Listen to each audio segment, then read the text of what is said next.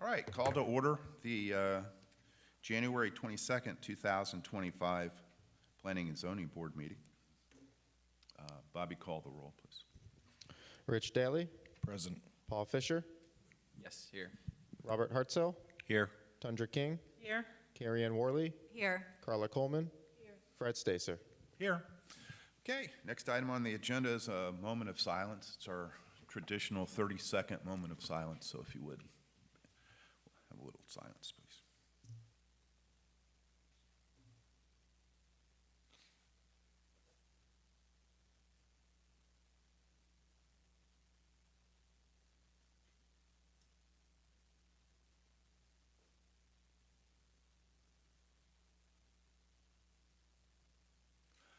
Okay, thank you very much. Next item on the agenda is the approval of the minutes of the December 18, 2024 meeting. Chair will entertain a motion. Make a motion that we approve the last month's meeting. Second. Motion, we have a second on the motion. Any questions, comments, changes to the minutes? Okay, seeing none. Bobby, call the roll on the approval of the minutes, please. Tundra King, Yes. Rich Daly, Yes. Paul Fisher, Yes. Robert Hartzell, Yes. Carrie Ann Worley, Yes. Carla Coleman, Yes. Fred Stacer. Yes, okay. Next item on the agenda is individuals testifying tonight will be placed under oath at this time. So if you would, please stand if you're going to speak at all tonight and be sworn in by the secretary, please.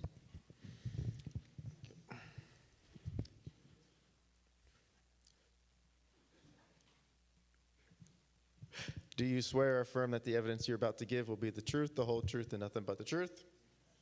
Thank you. Thank you very much.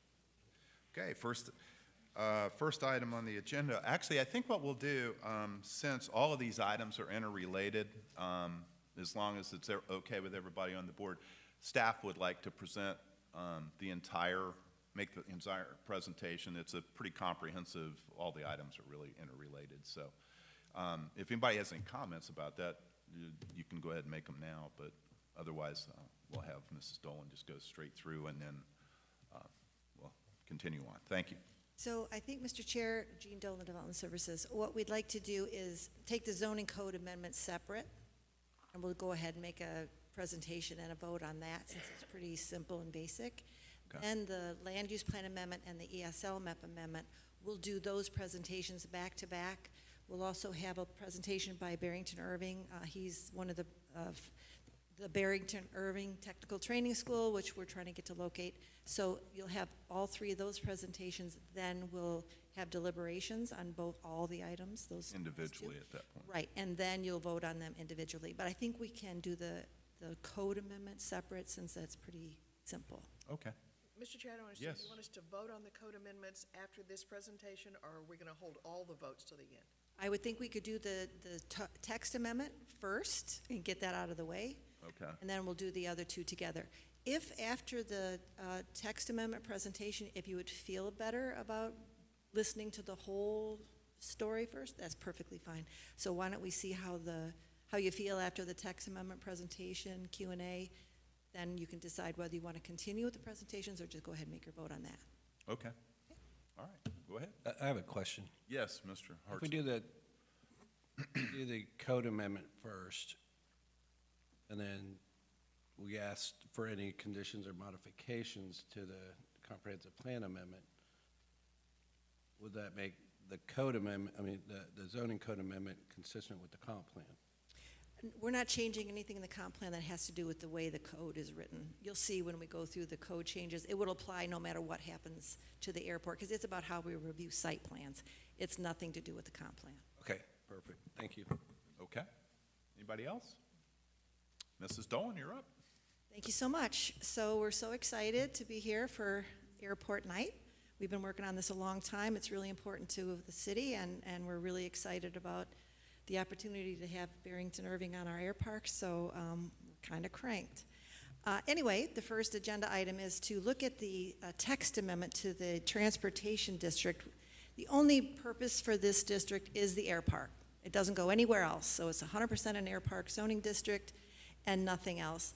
So as we've been working on this project, one of the important things was to create landscape buffers where we want to create tree mitigation areas for all the tree mitigation that's coming, to buffer all the perimeters. The 5th Street, already looks beautiful.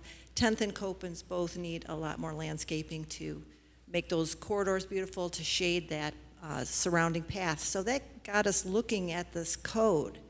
And it really makes no sense at all the way it's written. So this first screen is if you look through our code, this is a standard layout for all zoning districts. And it's just cut and paste in every single zoning district. And it really does not apply at all to the transportation, because aviation is such a specific and complex environment. You can't apply a cookie cutter kind of approach. It has to be really specific. So they started out good with all the not applicables for lot area and lot width density and that sort of thing. But then they kind of tried to make it work with the setbacks, and it really was not accurate when we step back and take a look. Now, these setbacks were always from the streets adjacent to the airport, because setbacks are always from streets. The purpose of a zoning setback is to create a uniform corridor down a street and create building separations that are consistent and create a certain development pattern. On an airport, there are no internal streets. They're on the edges. So it didn't make any sense to have setbacks internal to the airport. So you see in this diagram that we're actually getting rid of, it shows that the setbacks are from the adjacent property lines. But the weird part was that it shows 25 feet all the way around in that diagram, but in the footnotes, it said it was 100 feet from Copans and 10th. So we're like, oh, that's not how we want it. We want 100 feet around all the street sides so that we can create these tree mitigation areas. So what we've basically done is got rid of the whole cookie cutter front page by putting NA all over that. And we're going to govern how we review site plans interior to the airport with these footnotes. And honestly, this reflects how it's already done. So this is making our code consistent with current practice. So let's go through each of the 3 footnotes. Actually, there's 4. The first one is that no air park lease parcel will be created within a minimum of 100 feet from Copans, Northeast 5th, and Northeast 10th. The 100 feet between the edge of right-of-way and the interior lease parcel will be available as tree planting area for tree mitigation associated with the airport operations area. Tree locations and species for mitigation will be selected based on compatible heights to avoid creating aviation obstructions and burden wildlife attractions that are incompatible with airport operations. So what Steve Rocco, our airport manager, who is here tonight to answer any technical questions you might have, is having a landscape architect draw up plans for those frontages, Copans, 5th, because we might be able to fill in more there, and 10th, so that we have a landscape plan that identifies species, quantities, that create beautification that we want, create the buffering that we want without creating attractions for wildlife. We definitely don't want like flocking birds and that kind of stuff coming to these trees. And we have to watch the wires along 10th Street, so they have to be right tree, right place. So this is going to be a very carefully designed landscape buffer all the way around. And it gives us direction when we do have mitigation be done, what kind of trees we want planted and where. Okay, so footnote number 2 is the first part is consistent with what it was before, that structures in terms of height have to follow the airport overlay district, which is in section 1553707. We didn't change that, but we added that setbacks and heights within a lease parcel on the air park will be based on horizontal and vertical restrictions related to the existing runway, hangar, and aircraft apron maneuvering areas on a site-specific basis and will be reviewed by the city's aviation consulting engineer at the applicant's expense. And that is exactly what we do now. If you look at 1553707, you won't see anything about what the height restrictions are. You have to look at the airport map that has all the conical services on it. It's very complex. It's not something that zoning staff ever tries to interpret. This is something that has to come from the engineering community. And then footnote 3 is really helping us with landscape issues. So landscaping requirements in 1555203 will not be applied to aircraft aprons. Landscaping in 1555203 will only be applied within leased parcels in a manner consistent with aviation vertical and horizontal surfaces to ensure no obstruction or wildlife attractions are created, and will be reviewed by the city's aviation consulting engineer for compatibility with aviation design standards at the applicant's expense. Existing trees to be removed and mitigated, or trees required by 1555203 that are not appropriate within the airport operations area, will be planted prior to CO within the tree mitigation area along Copens Road, Northeast 5th Avenue, and Northeast 10th Street.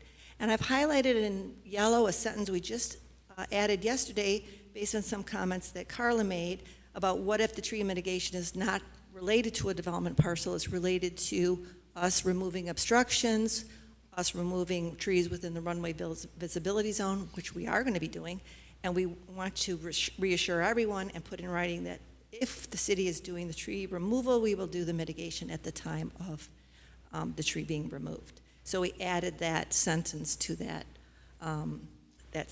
paragraph. And then the final footnote is just to make sure that people coming into the air park with the lease parcel know that they have to do their own drainage requirements on site. This was something the airport manager asked us to add because that is somewhat critical in designing these lease parcels. You don't want them to find out that at the end after they've already designed their parcel. So just to give you some context, we looked at the last couple site plans that have been approved to really see how have we applied these standards in the way we're presenting now. So parcel Y is shown on your screen. This was approved in 2022. You can see there's no setbacks, significant setbacks from the lease parcel lines. This is because parcel Y is really not surrounded by any other aviation development right now. And also on the air park, when you lease a parcel, there's minimum requirements. So you have to lease at least 5 acres, and you have to spend at least $3 million an acres, or every 5 acres. So you have a minimum investment. So it wouldn't make sense for us to give you a lease parcel and then not let you use it all because we have arbitrary setbacks internal to the site. There's no roads to set back from, so we don't use interior setbacks, and we never have. So the other one I want to show you is the one done before that. American Flyers was done in 2018. This kind of shows it better in a context where you're fitting an aviation parcel into an existing built area. So on the right-hand side, or the east side of the American Flyers parcel line, you can see there's already some existing hangars there, and there's the ramp for them moving their airports north and south is in between the two parcels. And you can see that the aviation maneuverability on the lease parcel is accommodated upon itself and consistent with the adjacent land use. Then on the other side of the parcel, those existing hangars have their vehicular parking, not their tie downs, on that east property line or the west property line. And so the American Flyers design matches that with their vehicular parking. So that's how we ensure that the compatibility between the various lease parcels is not based on setbacks that we just arbitrarily create. It's based on the design of the existing structures. And again, this is something that's reviewed by aviation engineers to make sure that nobody's encroaching on the heights. And a little story, American Flyers, when they were built, there was, at the 11th hour, some engineer at the FAA said, oh, you forgot about this height requirement, and one of the buildings was encroaching on that. So lucky for us, when the zoning was looked at, like, why didn't you know that? We're like, we don't review for aviation services. That's not in our scope of work. So this really clarifies that in our zoning code, that the height limits and all the very complex details with all these various services are not something that zoning staff is going to be making sure your site plan works with. That's going to be up to the aviation engineering community. So the other text amendment we're doing is making sure that vocational or trade schools are allowed within this transportation zoning district, so that we can put the Barrington Irving Technical School on the air park without any glitches. We were talking like the worst thing would be is we get all this lined up for Barrington Irving and we're all cranked about it, and then we come to get a BTR and we say, oh, that use isn't permitted in that district. So we're just putting that in there now just preemptively to make sure that there's no issues with that when it comes down to it. So there are 7 criteria when we look at zoning code text amendments. I put some very brief responses to those criteria here. I put a much more detailed response to each one of these in your staff report. So if you wanted to look at more detail on that, it is available to you. So number one is consistency with the comp plan, and we do have objective 2.06 is all the objectives related to the air park, and it supports all those objectives and policies.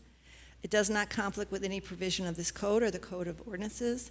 And what this does for us more than anything is it addresses the conflicts between the landscape code, which is meant for traditional vehicular use areas, and the landscape code that we would apply to the air park. In the past, we've had a lot of confusion and headbutting about how we applied landscape codes within the air park because there are so many restrictions to heights, obstructions, the maneuverability of aircraft, which is so much wider than a vehicle. So what this does is makes it clear that if you can't plant all the trees you're required to plant, whatever's left over is going to go into these mitigation buffers around the edges. In the past, that we've ended up with not getting as much landscaping as we would like because there's so much arguing going on. The applicant ends up getting their CO without doing the extra planting around the edges. So this is going to help us avoid that scenario in the future. So number three is change conditions, and really what made us focus on this was all these other air park initiatives that we're bringing forward, and we just realized that this code section wasn't written very well. A demonstrated community need. We do have a need to meet the deed restrictions for this air park. We're going to talk about the deed restrictions quite a bit in the next couple of presentations. And it also is really going to make sure we get the landscaping we want around the edges and that multi-purpose trail. Number five is consistent with the purpose and intent of the zoning districts in the code. And really what this does is create relevance for aviation design that really isn't there when we tried that cookie cutter approach. Number six would result in a logical and ordered development pattern. And these standards do create logical standards for this complex aviation environment and really reflects how we're doing reviews on the airport now. And number seven would not result in significant impacts on the natural environment. And really what this does is it enforces the right tree, right place principles and brings the trees into the public realm along the multi-purpose path rather than having them tucked inside the air park aviation area where they may not be appropriate. So our recommended motions on this item is number one is a motion to recommend approval of the proposed amendment to Chapter 1553505, Transportation. As the board finds the proposed text change consistent with the criteria for zoning code text amendments, and the revised text accurately reflects current practices and an appropriate approach to planning in the complex aviation environment. Alternative motion number two would be to table the item until the proposed text amendment to allow further analysis of any issues raised by the board, staff, or the general public. And with that, I'll take any questions you may have. Okay. Anybody have any questions of staff? Yes, Mrs. Coleman. First of all, I'd like to say that I had numerous questions on this and concerns about these items. And I want to compliment our staff on patience with me and answering those many questions and the back and forth that it took to get some of them understood in my dense head. For instance, I really did not get that the setbacks were the edges of the air park. I thought the setbacks were in between buildings, and it made perfect sense to have some setbacks. One of my concerns, and I understand there's an aviation engineer here, but do we have a public safety component there too? Do they take into consideration? I'm sure they do, but I'd like it on the record. Fire concerns and those sorts of things, because that really is a major city concern with an air park. Right, our DRC has fire on it, all projects are reviewed for fire safety, and they don't look at our zoning code. Like, for example, fire wants to never have to back up. So their circulation requirements are totally different than what the zoning might require, right. And we run into that all the time. Also, airports have very special fire safety regulations, and there's a whole separate industry of fire professionals that work in the aviation field. So that is a huge concern, and it's always considered whenever these properties are designed. So that is included. I just kind of want it on the record. It is included. Absolutely. I really appreciate the addition on the mitigation issues. Is there a role for our urban forester in this, and might we add, if so, might we add some language on that to that section? Well, the urban forester always reviews things for the landscape code. So the landscape code's not going away. It's just that it's going to be picked and choosed where it's applied, not on aprons where, you have airplanes. No, I'm talking about on the mitigation placement of trees and such, that we're moving all the trees to this wonderful path. We will have that reviewed by our urban forester, but we want it prepared by an aviation consultant because we have to have the right tree, right place aspect, and that might not be something that the urban forester is that familiar with. Good rationale, thank you. And thank you. Anybody else? Yes, Robert. Is there any provision for like off-site mitigation for the trees? We can do off-site mitigation on the south side of 10th. We do have a multi-purpose path on both sides of 10th Street. So we are planning on tree mitigation areas in both of those places. That's a really long stretch, and trees are mitigated based on whether they're native and what size they are and so on and so forth. So we may have plenty of area and need to actually do more landscaping than just mitigation would fulfill. So we don't expect to run out of space before, or run out of trees before we run out of space, so we're not too worried about that. But yeah, the south side, which is off airport property, is an excellent place for more landscaping also. So all the mitigation will take place in that general area? Yeah, that's the plan. We want to keep it related and also just pull it into the public realm that it can be enjoyed by people using that path. That is such a popular amenity in the city. I don't know if you've ever driven by there, but there's never not someone on that path. It's very popular. I love seeing how active that is. So we would love it all to look as beautiful as it does on Northeast Fifth Avenue. I don't have any other questions. Okay. Anybody else? Likewise, a backup comment to what Mrs. Coleman said. I appreciate the fact that that Mr. Rocco is going to actually have an independent landscape, because I brought up the same thing about the urban forester, being involved, and she said, we're going to spend outside money and go ahead and really, get it tweaked to what those standards are, which, as she said, was a little different. And I appreciate your concern about that, Mr. Rocco, because that was one of the very first things I said to you. And I appreciate the fact you took it to heart and said, you know what, we're going to just do it professionally and get it done right. My example, of course, was North Perry Airport. And that was, for people who know airports, they know North Perry looks like a very 2-mile-long open field. We do not want our, that's not a Pompano style amenity of any type, and I'm glad that you're willing to do that and take the initiative to do that. So I appreciate that fact as well.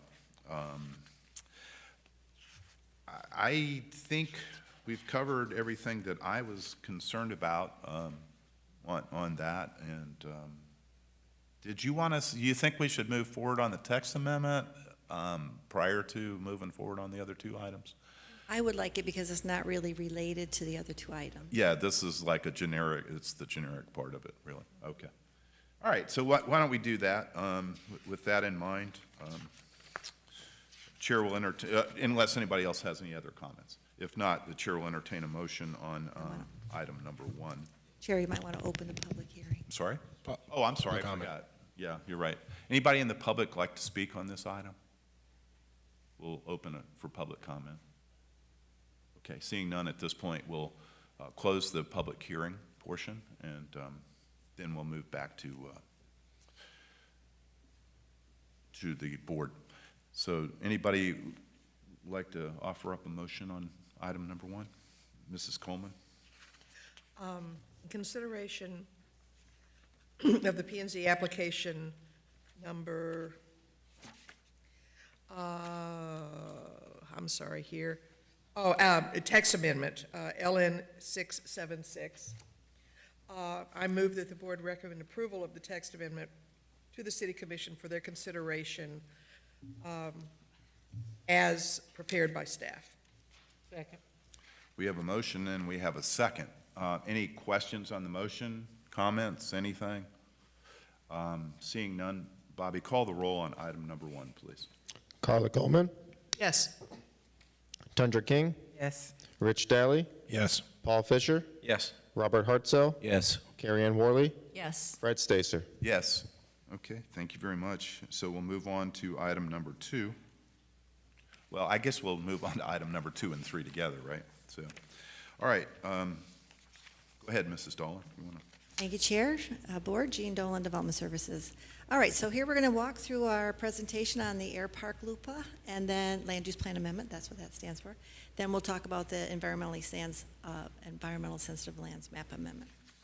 So the Airport LUPA focuses on this corner, this little turn around the end of runway 15, where the 15 runway protection area is. Right now, it has an open space and recreation land use, and it's been that way since the mid-'80s when the original Growth Management Act, Chapter 163, future land use map was adopted. So it hasn't been changed in 40-some years.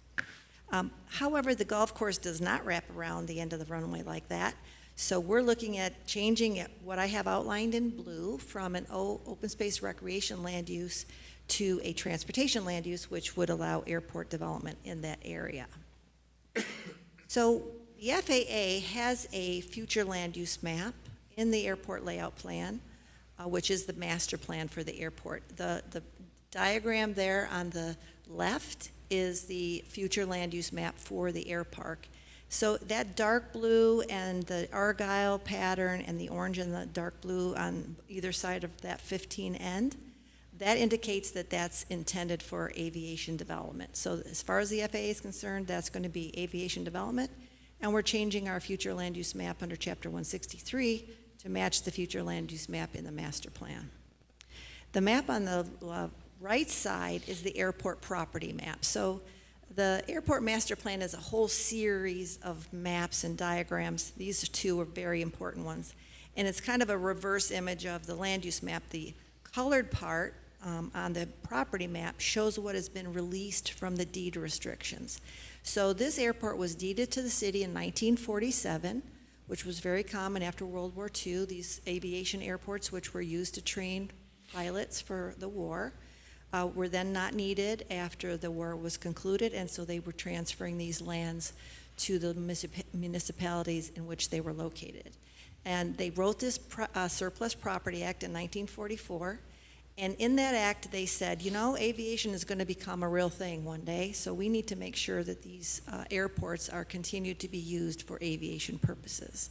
And this is an entire federal system of aviation that creates the aviation system in the United States. So the part that's white on this map is still under the deed restrictions that came with the airport property in 1947. The whole airport, including the colored area on the property map, is 1,035 acres. Since this was deeded to the city, about 385 of those acres, which are in color, have been released from those deed restrictions, and the city enjoys those for various purposes. The blue in the upper right-hand corner is City Center. The yellow just south of that is our reclaimed water plant. The red is half of our municipal golf course. The blue to the south of that is the blue and green is Community Park. The orange there is the Emmylou Civic Center and the amphitheater. The pink and purple are the middle school and the high school, those campuses. Moving to the west, the little green is the now award-winning youth sports park. It was the Elks Club, and now it's the Youth Sports Park, which we just won some awards on the design of. Right next to that is the beautiful Sample McDougal House property, and to the north of that is the Public Works Complex. So the benefit of getting this property really can't be measured. For us to be able to get 385 acres of property already consolidated is would have been impossible if this was owned by many different entities.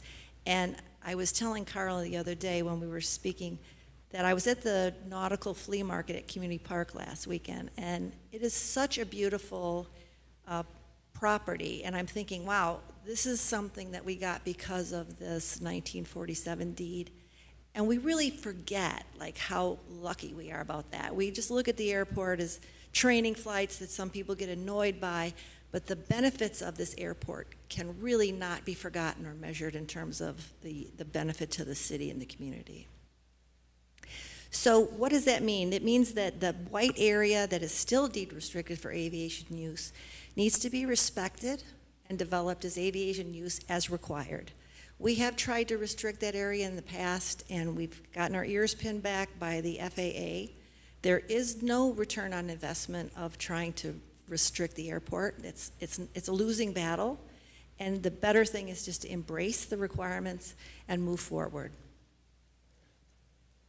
So the developable area of this little outline in blue is 32.5 acres. That's because the area in the runway protection zone, which is kind of labeled T on that stripe diagram, that's not developable. It has to be completely clear of everything for the runways to descend and use that runway. So those parcels 1 and 2 are the 2 parcels that are developable. So when we do a land use map amendment, we always have to look at the pre and post development that would happen with this change and make sure we have public services to meet those requirements. So the analysis might seem a little off for an airport, but this is how we do land use plan amendment applications. First, we look at the adjacent land use for compatibility, and as you know, this Dixie Highway and the FAC railroad track is to the west. To the south is a little piece of the wooded area that already has a transportation land use, and of course, Sand and Spurs. To the north is Copens Road in Leisureeville, and to the east is the golf course and the runway. So this is the basis for the impact analysis. We look at what could be the maximum development on that parcel if it was built as a recreation use based on the height and lot coverage and the recreation land use, and what could be built on it with the maximum entitlements for industrial aviation land use. Now, we don't use the max entitlements on the airport based on what you can do in a traditional industrial district because there's so many height restrictions and there's so much space you need for airplane and aircraft maneuvering. So we used a 40% lot coverage and just a 1-story height to come up with our likely entitlements in terms of the impact analysis. So all said and done in these 2 parcels, it shows we can probably get an extra 283,000 square feet of developable buildings based on this land use change. So the next step is to look at how much impact on our infrastructure this change will have. And what it shows is that we have less water and sewer with an industrial use than with a park use, and fewer trips, but more solid waste. And this may seem like counterintuitive, but the reason for this difference is the way you measure impact from a recreation use is based on building square footage. The way you measure impact from an industrial aviation use is based on employees. That's because if you have a community center, let's say, you get a lot of visitors, they use the bathroom while they're there, they're using the water, you have, areas that you're irrigating. In an airport, you have very few employees per square foot. So it's more like a 1 per 1,000 multiplier, and you're basing your impacts on your employees because you have very few visitors. It's a secured environment. It's not something people are coming in and out of. So that's the reason why the distinction between the level of service needs. So the one thing we are changing is we're removing 33 acres from our open space inventory. So the old timers in Pompano will know that those trees on the east side that we'll talk about in a minute used to be called the Arboretum. And it was 33 acres, and it was been on our open space inventory for many years. So without that 33 acres, we have 839 acres of total parks and recreation and open space land. At our 5 acres per 1,000 standard, that would serve 167,800 people. We have 135,553 people projected for our 2040 planning horizon, which is what we plan towards right now is our 2040 planning horizon. So to give you some perspective, at our current growth rate, which since 2020 has been about 664 people per year, that would be 80 years of growth that we can accommodate with our land use, parks and recreation land use right now, even without this 33 acres. And I would say that this 33 acres going off the inventory isn't going to affect anyone because it's secured and you can't access it. So this isn't going to, no one's going to feel a loss of an open space that they used to be able to use. So we can still meet our level of service standards beyond our planning horizon, even without this 33 acres. So the goals, objectives, and policies we always look at to see if what we're proposing is consistent with our own plan. And of course, we wrote the goals, objectives, and policies for the Pompano Air Park back in 2020, and we made sure that they were consistent with this proposal because we knew at the time that we needed to do this. And also our economic development objective also feeds right into this approach to get more of these kind of uses on our air park. Now we do have adequate service capacity to handle the change in infrastructure demand from this proposal. And the one that's you really need to think about is the compatibility with natural resource impacts. And our position on the natural resource impacts, we're going to get into in the next presentation. That's why we'd like these to be combined. What we'll demonstrate is the quality of those wooded areas that we need to remove in order to develop this part of the air park would not be considered environmentally sensitive land if judged today. And we do have Tori Batchelor from the Kimley Horn. She did our whole environmental assessment, and she'll be doing a little presentation on that. So I always go over the LUPA process because it's so long, and both of these processes are going to run together. They're both considered land use plan amendments because the ESL map is also in the comp plan, so it'll follow the same structure as the land use plan amendment. So today is Planning and Zoning Board, then we'll go to Commission for first reading, then it goes to the county. The county has to adopt this amendment before we can because the county, Broward County, has land use authority by their charter, and all the cities have to be consistent with their plan. So we can't finally adopt any amendments to our plan until the county reflects that change on their plan. So once it's through their process, we can then do our second reading, and then we'll deal with the Department of Economic Opportunity, the EO. They review these, and really it's more of a rubber stamp because this is considered a small scale. They won't do much with it. Then we get recertified by Broward County, and then the land use plan amendment is effective. To note, though, before we can actually develop anything on these properties, we have to plat it because none of this property is platted. And the platting process can take about 18 months. We were just now starting the scoping process for the survey work for that plat because that's basically the bulk of a plat is the survey. So that could delay the start of any development and, until that plat gets approved. So we're in the process of getting that going as well. So I won't go through the recommended motion now. What I'll do is go right into the ESL map amendment presentation, and then at the end, after everyone feels comfortable, we'll go back to this page, refresh on the motions, and then go on from there.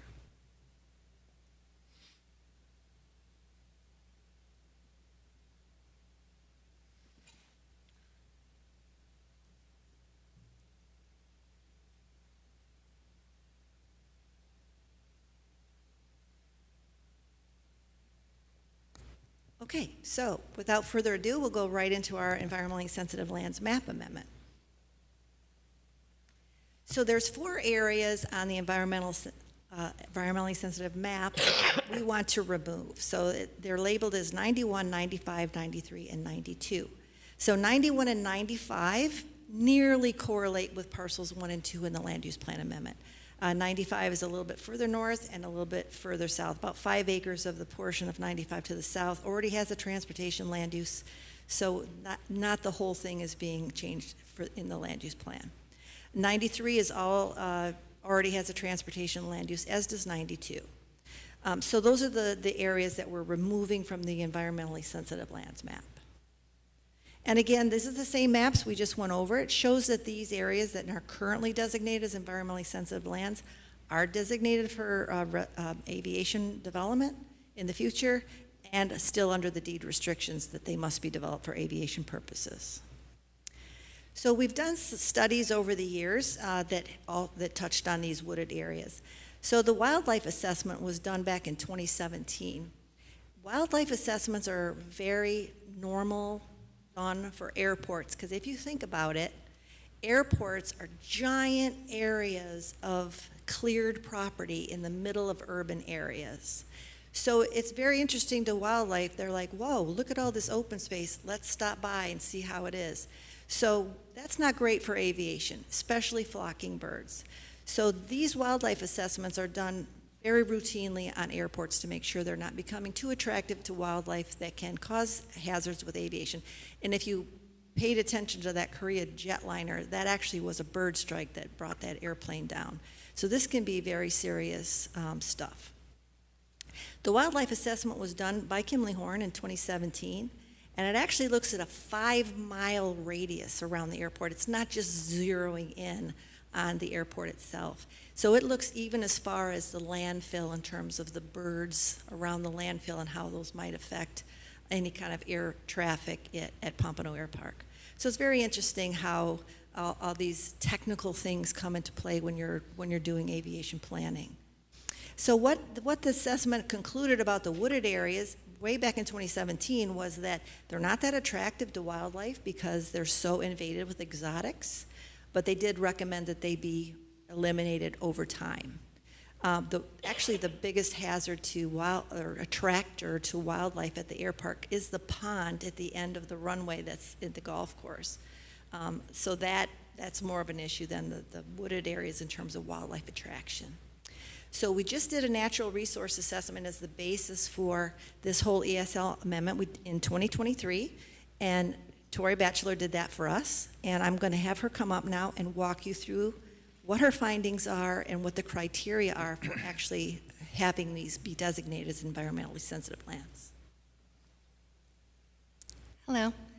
So like Jean said, I'm Tori Batchelor. I work for Kimley-Horn. I'm an environmental scientist. I'm a professional wetland scientist, and I'm also certified by FWC as a gopher tortoise agent for surveying and supervision of backhoe excavation. So these are the 4 areas that Jean's already been talking about, and I'll just go through what we found while we did our site visit. So there's areas 1, 2, 3, and 4. So going into area 1, those are photos, and it is heavily forested, and we did find that it was filled with a large percentage of exotic species such as Brazilian pepper, umbrella tree, and airleaf acacia. We did not find any listed species within or immediately adjacent to this area. Area 2 is very similar. It had similar species composition as far as trees and some shrubs. It again had high exotic vegetating coverage, and then we also did not find any listed species within or adjacent to this area. Here is area 3, again, very similar. Lots of forested area, very dense, again, high percentage of exotic species, and we did not find any listed species, any listed wildlife species. And then here's area 4. That one was slightly different. I say slightly higher quality. There was a little bit less exotic species, although there is still some Brazilian pepper that we found, and umbrella tree as well. We did find some gopher tortoise burrows along the edges. So I will show a map in just a second showing you exactly where those gopher tortoise burrows were. But I wanted to talk specifically about the gopher tortoise and their habitat requirements, and then next I'll talk about the Florida burrowing owl and their habitat requirements, just so that you could better understand the types of species that could have been there, and at least for areas 1, 2, and 3, we did not find any of these species. So the gopher tortoise really likes sandy soils. They don't like high canopy coverage. They'd like a little bit of shade, but typically you'll find them on the edges. They like to forage for small forbs, so like small grasses. And so I would say only the very edges of areas 1 through 4 would be considered suitable gopher tortoise habitat. Although prior to any development of any of these areas, I would recommend, and the air park would complete what's called a 100% gopher tortoise survey. And so that it has to be completed by someone like myself who's certified with FWC to cover literally 100% of the habitat to ensure that there are no gopher tortoise burrows within that area. If any would be found, then you have to apply for a relocation permit through FWC, and you would hire a backhoe operator, and you excavate the tortoises and you move them to areas that are more suitable. Many times this is a mitigation bank that accepts gopher tortoises. Oh, I did also want to mention that the city does have other areas, such as fern forests, that are more suitable for gopher tortoises than these areas we found. So the Florida burrowing owl, they have actually different habitat requirements. They don't like any forested at all. Quoting from FWC's guidelines for their suitable habitat, they like open treeless areas. So areas 1 through 4 do not contain any habitat for burrowing owls. They much prefer mowed and maintained grassy areas with no trees. So there are certainly burrowing owls found within the air park, but not within areas 1 through 4 or even immediately adjacent to 1 through 4. So here is a map showing the listed species that we did find on site during our visit. The small green circles with little turtles on them, those are the gopher tortoise burrows that we found only within area 4 and just along the edges. And then if you can see on the bottom right of the screen, there's a yellow boxed area. That's where we found several Florida burrowing owl burrows.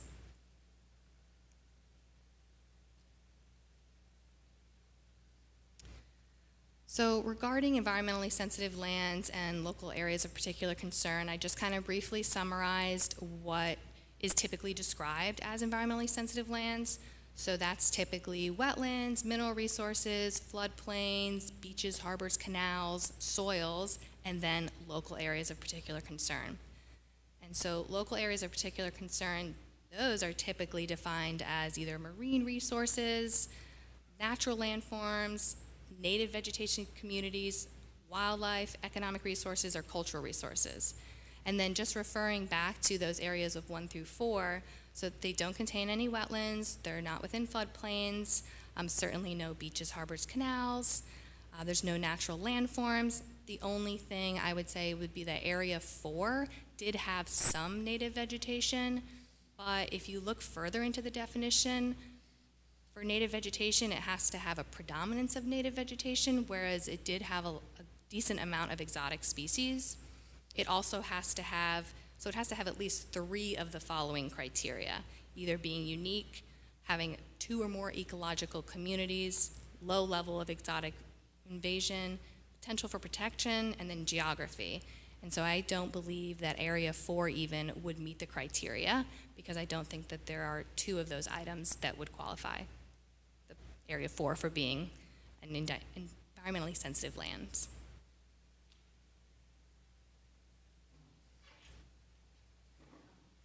I'm going to pass it back to Jean now. All right, thank you, Tori. So at the end, we'll both be available for any questions you might have. Okay, so now back to our 32.5 acres of developable area. Obviously, these have the environmentally sensitive land designations on them, so removing those would make those developable along with the land use change. Also adding the other areas that already have a transportation land use that we're taking out of the map adds another 16.3 acres to the total. And then that area 92, which is area 4, that's only going to be airfield development. Now there's not going to be any immediate change to that area. We do want to take it off the environmentally sensitive lands map so that we don't have to address that in the future. But we're not looking at putting any businesses or buildings there. Sometime in the future, there may be a taxiway there shown on the master plan, but it really isn't needed until there's business development on the north side, which is not likely to happen anytime soon. There is a runway visibility zone issue that will require pretty much immediately removal of some of those trees that are blocking the view. So the runway visibility zone is being done under the current master plan with the bipartisan infrastructure law funding, and it has to go through a National Environmental Policy Act design and construction process. So as shown on this slide, that area in the hatch would be the area that would need to be cleared To make it visible, the runway ends 24 and 15. You have to be able to see the end of runway 15 when you're on the end of runway 24 and vice versa.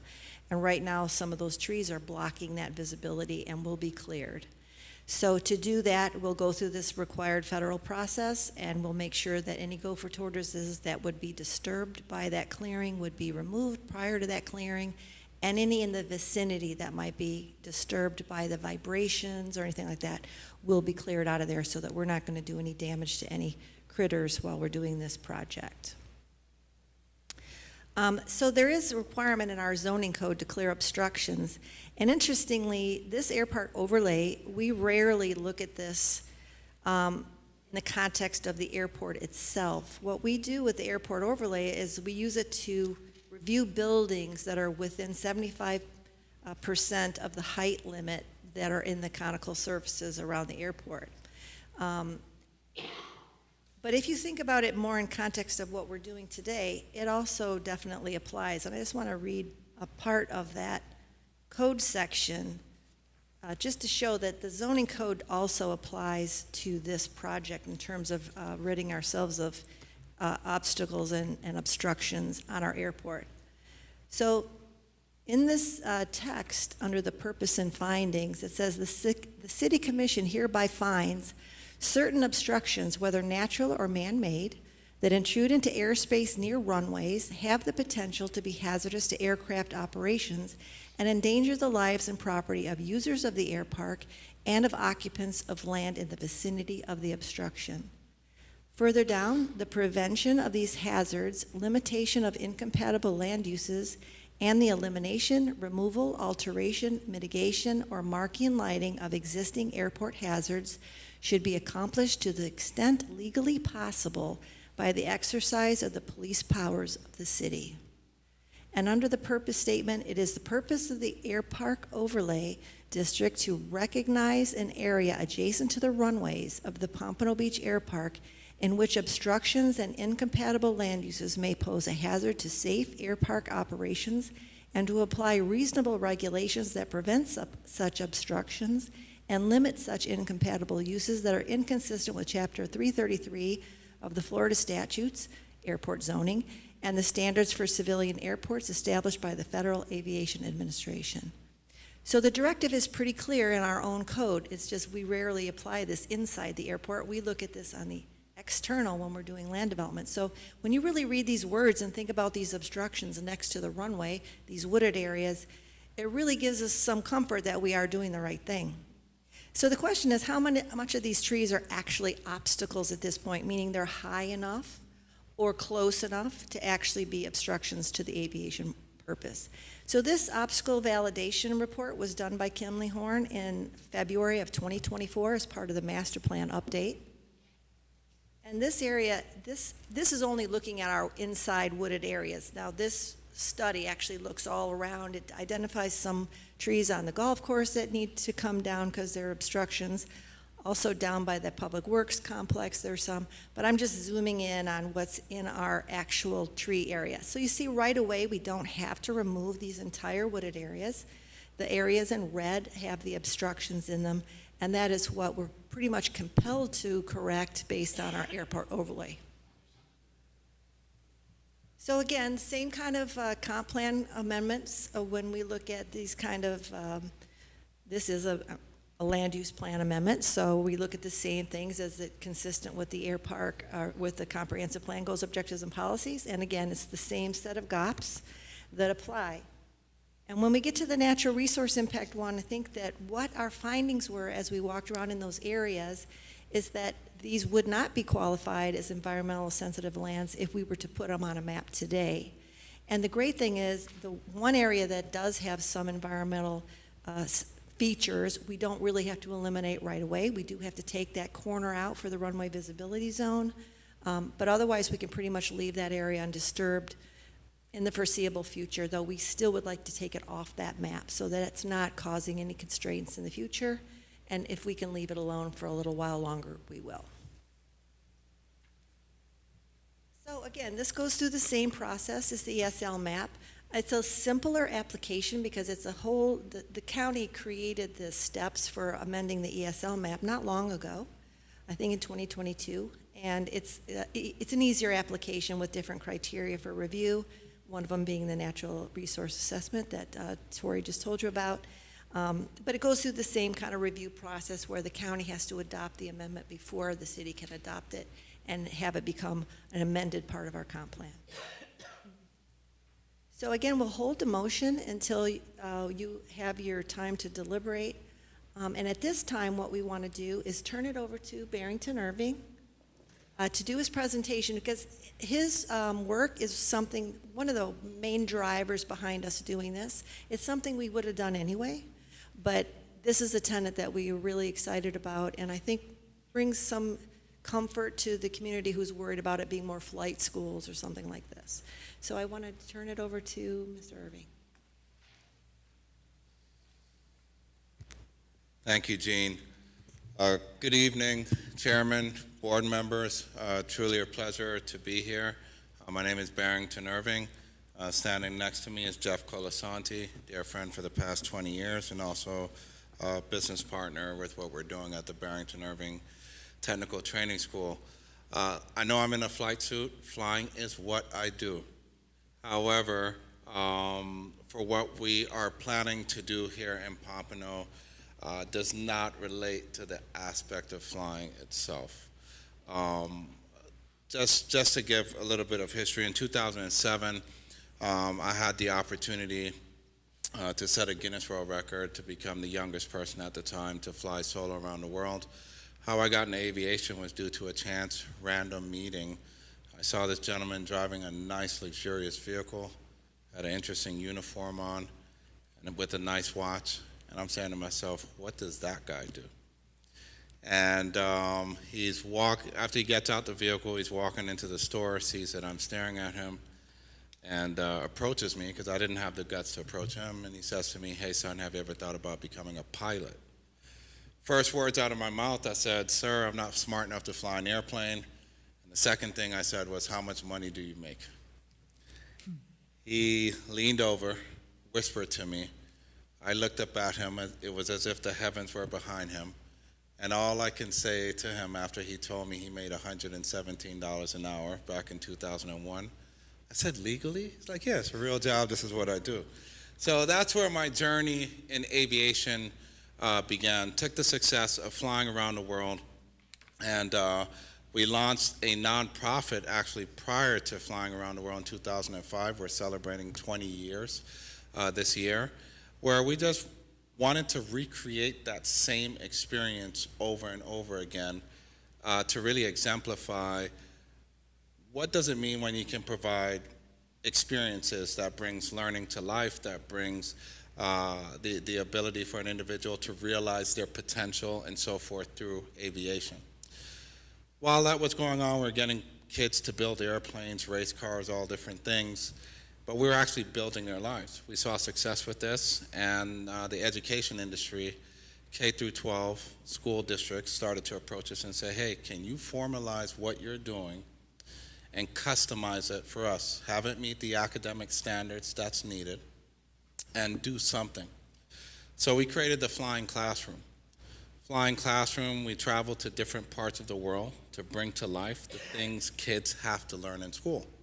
So instead of just saying, "Hey, you have to learn about DNA," or "you have to learn about the nervous system," well, we'll travel to Palau and capture sea snakes and collect their venom and DNA without harming the snake, and show how you can alter their venom and DNA to fight against heart attacks, heart disease, high blood pressure. So we sold over 3 million licenses of that across the United States, and that was very successful and continues to be a success. We've been doing that for 10 years, since 2014. Recently, a few years ago, the aviation industry approached me.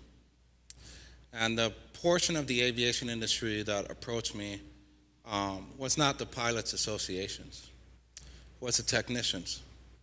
See, all of us in this room probably are very aware of the shortage of pilots, but most of us may not be as aware of the shortage of technicians within our field. We need individuals who can work on airplanes. We need individuals who can work on parts, build parts, service airplanes in that capacity. So I decided to align myself with a manufacturer of private aircraft who basically said, can you just take what you do for kids and do it for adults? I said, all right, I think I can. So we created the Barrington Irvin Technical Training School. And the whole point of creating what we call BITS was to see if A, can you actually advance individuals who are interested in aviation career-wise. These are individuals attending technical schools, community colleges, and so forth. We were able to successfully do that with over 200 individuals for this company. Then other members of the aviation industry started to reach out. Once again, the companies who are overlooked. And I said, all right, let's do it. But this time I want to do it with a twist. I want to focus on individuals that you can take from off the street, upskill and train them within a 12 to 16 week period, have a career path waiting for them at the end. We first tested this a year ago with 17 individuals. Of the 17, 15 of them completed the course. We have a 98% retention rate. Just last week, Opelika Airport, where I'm based, we held our graduation. We had over 300 attendees at this graduation. 20 of 21 individuals were able to successfully complete the course.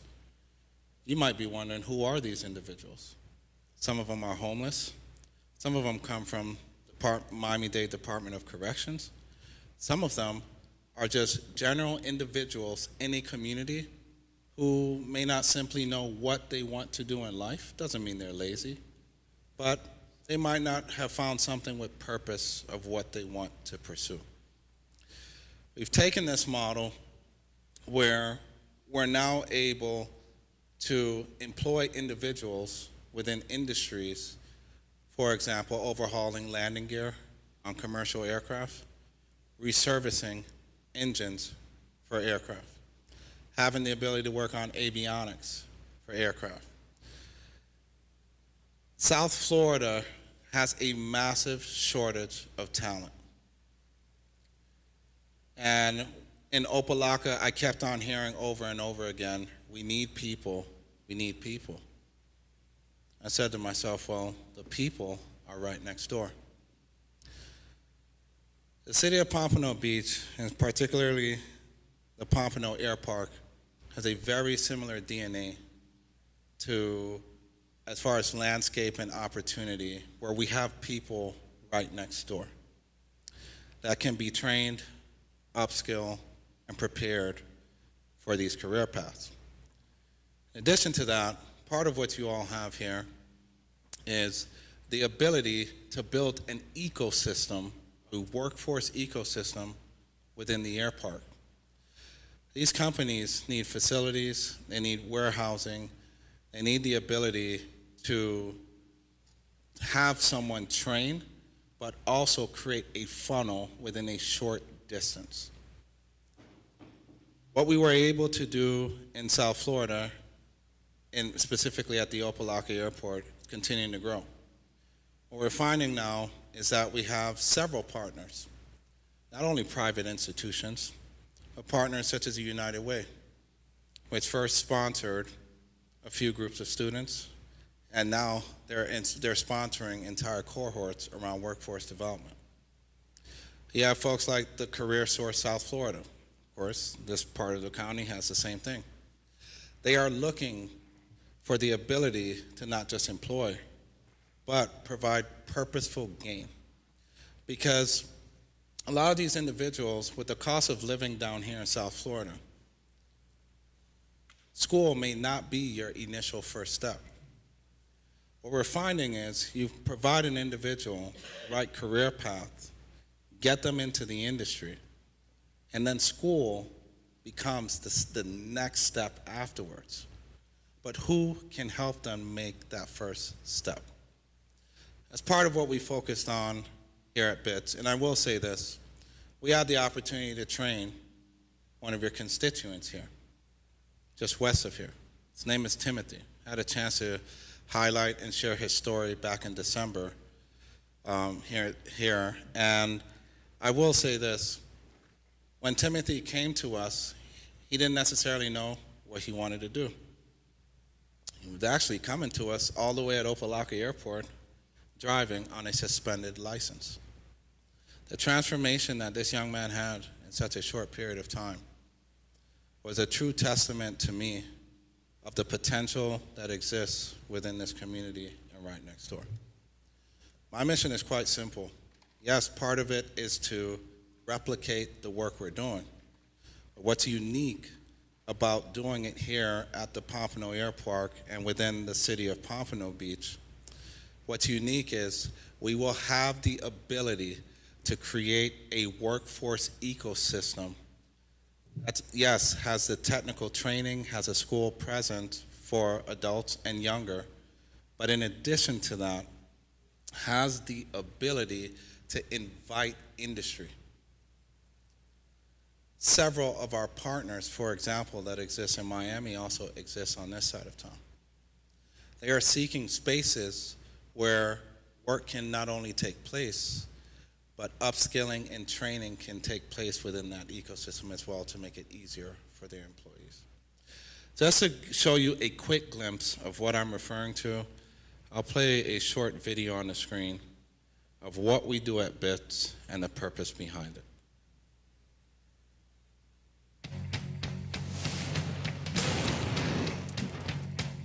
Here's your story, let's begin. The water's fine, come on, dive in. The future's here, it's right before your eyes. Step by step, you're on your way. Welcome to a brighter day. Don't you know it feels good to be alive? You could be larger than life, bigger than the world, living out the hopes and dreams of every boy and every girl. You could fly higher than the sky, shine brighter than the stars. You could have all you ever wanted. It's Timothy. Shoot the moon and reach for Mars. You know you could. This is the first time I actually stay consistent into something. I've learned that everything takes sacrifice and just give your best. Being in the program for these last 3 months has really shown me that my capabilities aren't just limited to one thing, that I can really also put my time into something else and make a better way for myself also. It may not be the path that you may have thought that you may be on, but you end up on a better path. This is what this is for me. It's truly a blessing. Just in the blink of an eye, I'm somebody.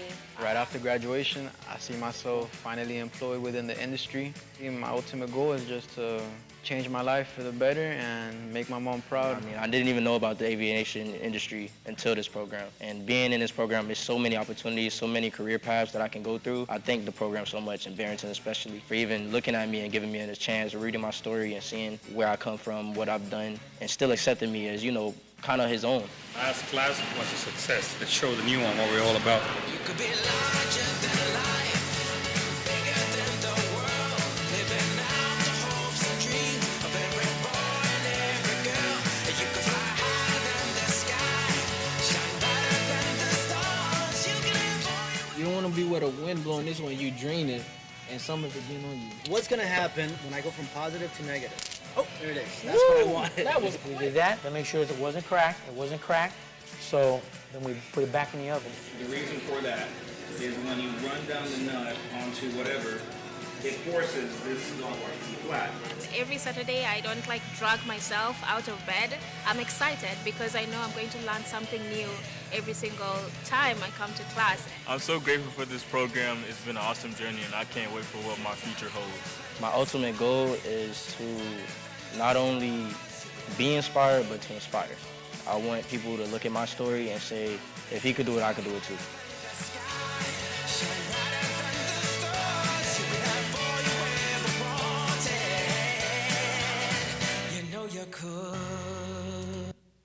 So this is just a small example of what we're doing, of what we're planning to do right here in Pompano. I must emphasize this. None of these students pay any fees to participate. This is all driven by industry, government, alongside with foundations.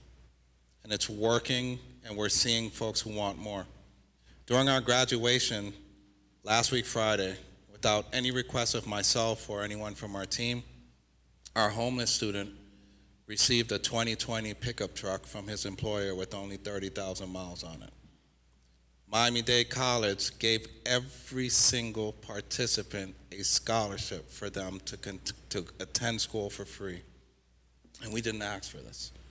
Career Source Florida made a significant contribution for us to train more and to also collaborate with the employers. What we want to do is to create an ecosystem to this. We are very dedicated to this, and I will say thank you to the Pompano Airport, because we're not waiting to build. I'm not sure if you all are aware of this, but we are leasing a hangar at the airport. Right now, we just put over $100,000 of equipment in that hangar, and we're going to start training. But we know this will expand, we know this will grow. Now, what exactly do we envision potentially what this would look like? I'd like for Jeff to share a little bit more on that real quickly.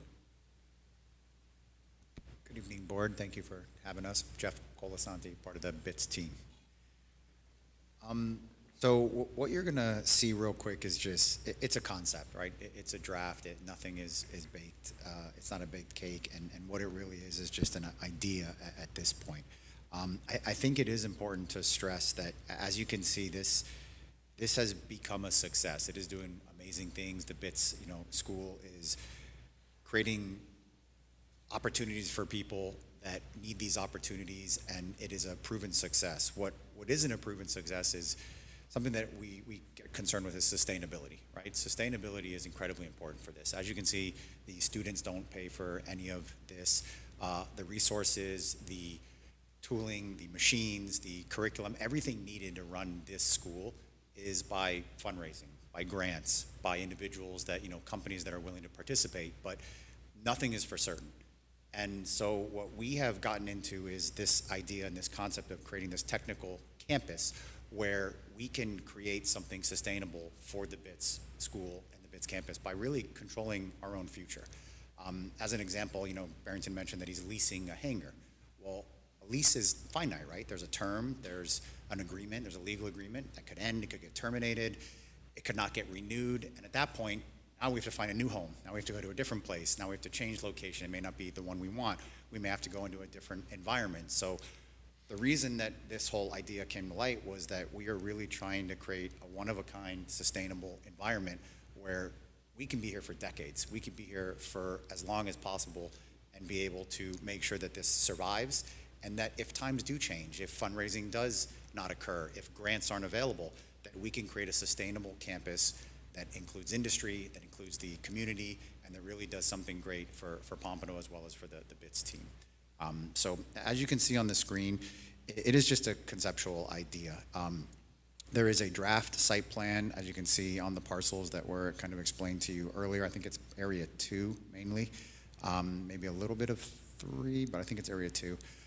But what it is, it's looking at kind of a, you could call it a mixed-use development, but it is specifically aviation-related and aviation use.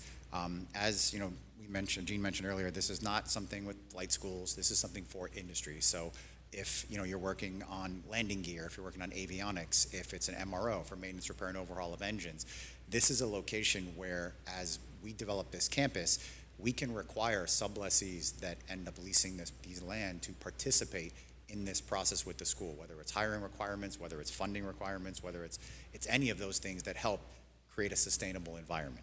So again, these are just images, nothing's really done per code right now, nothing's submitted. It is just ideas and thoughts of creating an environment where we can phase the development, start small, and be able to grow into the overall leasehold, and create a community where industry thrives, where the BITS campus can be the anchor tenant, and be able to be supported throughout, generations really, and be able to keep sustainability and keep operating.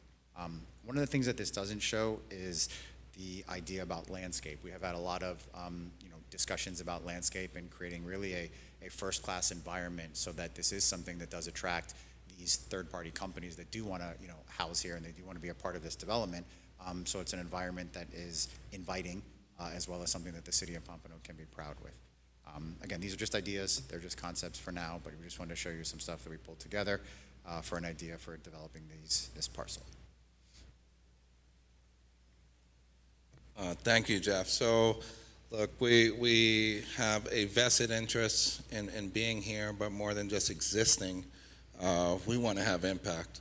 And with that said, I'd like to thank you all for your time, for listening to us, and I'll hand it back over to Gene. Thank you. Mr. Chair, Yes. since BIDS itself is not part of the land use amendment, it's aspirational at this point, may we ask a couple of questions with him at the podium? Sure. Or do you want us to wait till the end? Yeah, let's go ahead. Okay. Well, let me start off with congratulations. I do have a couple of questions. I need to understand your business model just a little bit better. How long did you say the training for each class is? 12 to 16 weeks.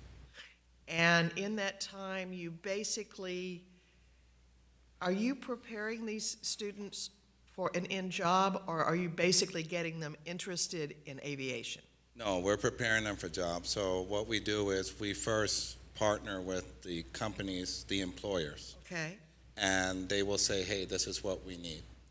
And we will then do the certification. So one of our key partners is Snap-on Tools. Okay. And we align with Snap-on Tools and NC3 certifications. We also align with NATA, the National. For specific programs. For specific programs. For specific programs. And End up with a certificate. Correct. And that's the leverage that we have, because what we found with employers is they said, look, I'm getting folks with certificates and degrees, but are they competent? And when we started to hear that over and over again from employers, I then turned around and said, if I can train an individual to a level of competency and proficiency of what you want, will you employ them? And turns out that's exactly the niche that we found that took place. Out of your first class, how many walked into jobs? So of the 17, 15 passed, all 15 were employed. 98% of them are still working. This immediate group that we just celebrated, there were 21, 20 of them graduated, all 20 of them are employed. That's an impressive record, very impressive records. My other question was, for instance, Broward College has a very robust aviation program. Yes. That's a degree program. Yes. There's a certificate program. Yes. That's the difference. Yes, and it's what we're finding is now it's complementing the colleges and technical schools, because they also want those students as well. You see, it's one thing to, equip someone to start their journey, to be proficient, and for them to have the ability to actually stay. Because as much as we talk about the need for people, we don't really talk as much about the attrition rates, which is very disgusting in STEM-related fields in a lot of industries. So what we're finding now is the colleges are saying, hey, we'll take them as well. Let them start working, let them be financially secure, and we want to train them as well to the next level. Thank you. Yes, go ahead. So I'm also a fellow pilot, and congratulations. I think this is a great program. But I do have a question. Does 'cause obviously traffic is a big concern for the community. Does it create any kind of traffic? Meaning, because I know you mentioned Air traffic? Yeah, air traffic. So you talked about, landing gears and things. Are you testing out No. flight? No, none of that. So we're focused on companies that, for example, not to brag, but this is happening literally tomorrow. The Today Show is coming down to do a feature on what we're doing. One of the places they're going to is a company that overhauls jet engines, fan blades from bird strikes, those type of things. The companies we work with, they aren't operating airplanes in and out. They're overhauling parts servicing parts or building new parts. And it's been honestly a great niche because in the industry, you don't really hear of these companies. You don't really know who they are.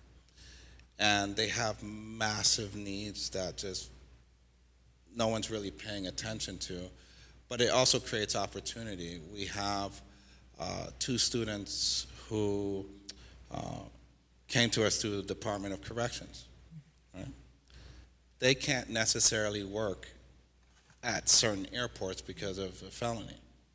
But they were just recently hired by a jet engine shop where it's not too far from an airport. There's no need for airport access. So it creates different opportunities within the sector of the industry for employment. You just brought up something else that made me, so is, obviously, if you're, are these going to be convicted, are they felons that are going to be here, and safety for, the other employees that work on the air park, is that ever a concern, or has that been an issue, or? Oh, we actually, our employers want more. We just interviewed 9 of them yesterday at our facility.